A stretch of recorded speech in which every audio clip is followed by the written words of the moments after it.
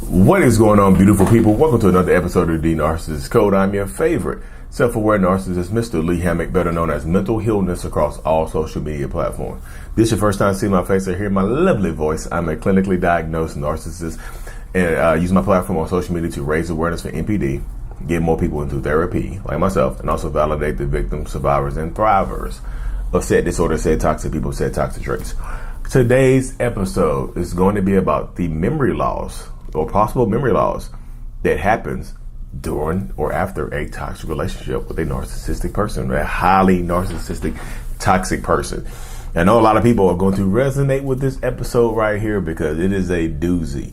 You know, it is doozy full, you know, when you're dealing with narcissistic people. And I don't think, not only can narcissistic relationships damage your physical health. A lot of people know that they can actually make you sick from being in these relationships.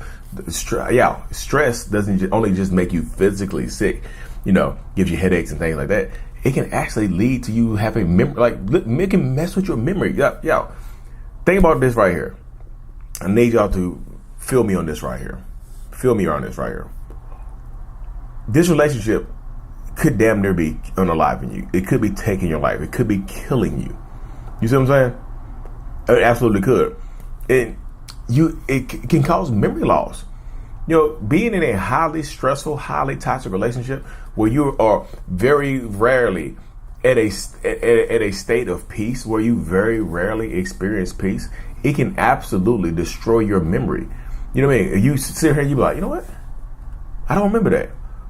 I don't remember you saying it. So when you start actually having a bad memory, being in these relationships, for being gaslit so much, when they have you questioning your reality, I didn't say that, I didn't do that, you misremember it, you don't remember that. We both know your memory is not the best.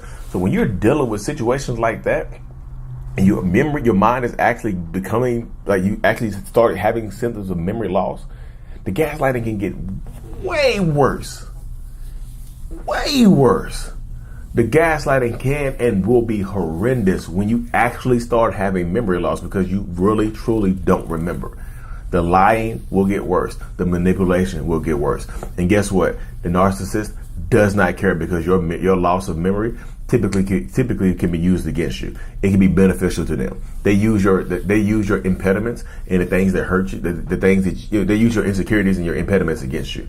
So if you have an insecurity about if you have an impediment or an insecurity about yourself, or you actually have a bad memory, they'll say that. You actually have a mental illness, they'll use it. If they use your borderline against you, your narcissism against you, your antisocial, your dissociative identity, whatever they use them against, they will use anything against you. Your bipolar, your ADHD, your autism, they use that against you already anyway. So if you have a bad memory, they're going to destroy your life. So even when you get out of a toxic relationship, you just might not remember how bad it was.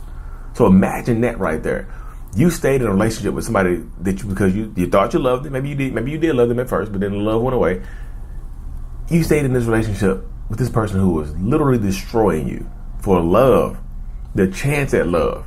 I know people, and this is what people tend to start to kind of attack me right here. Well, Lee, you're a narcissist. You don't understand love. Yo, I do understand the dynamic. I do understand. I just don't understand why people don't think I understand love. That's wild. They're like, what are you talking about? You know, but that happens, y'all.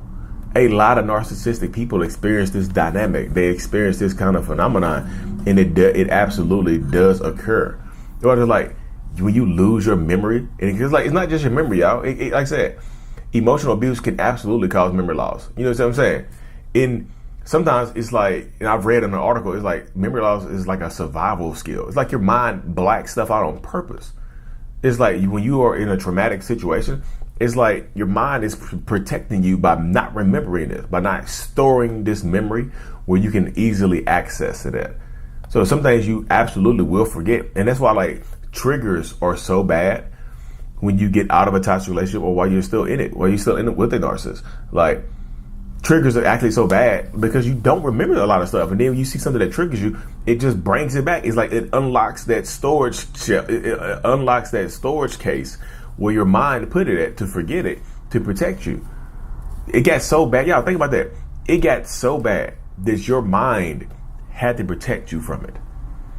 It got so bad. And if you're listening to this and you don't have memory loss yet, imagine you giving up your memory for this person that is giving you less than the bare minimum of love, care, respect. Imagine that. Y'all, come on now.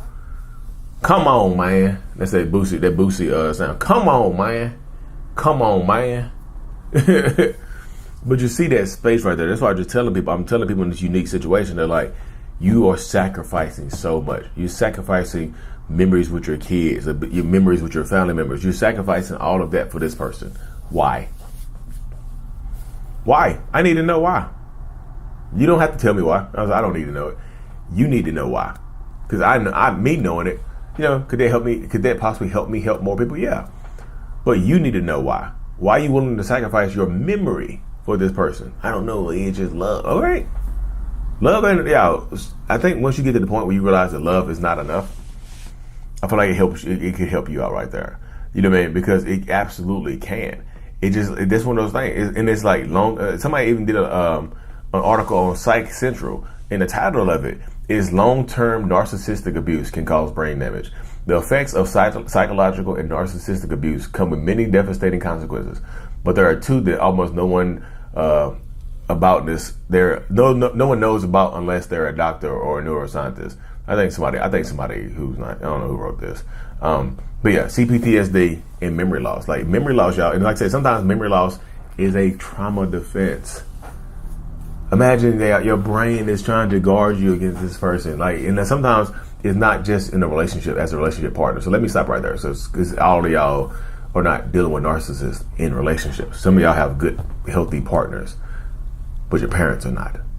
Your boss is not. Your siblings are not. Your friends are not. You see what I'm saying? Some of y'all are in different circumstances. So the memory loss is not just from being in a toxic relationship with a narcissist, like a spouse, partner, fiance or whatever. Memory loss can come from your parents as well. It could become dealing with a toxic narcissistic household where your mind is protecting you because you're a kid. Your mind is defending you because you're a kid. You're a child. You can't control it. You can't defend yourself against grown adults. So your mind is doing it for you. Your mind is taking you. You see what I'm saying? Your mind is taking you to a different place.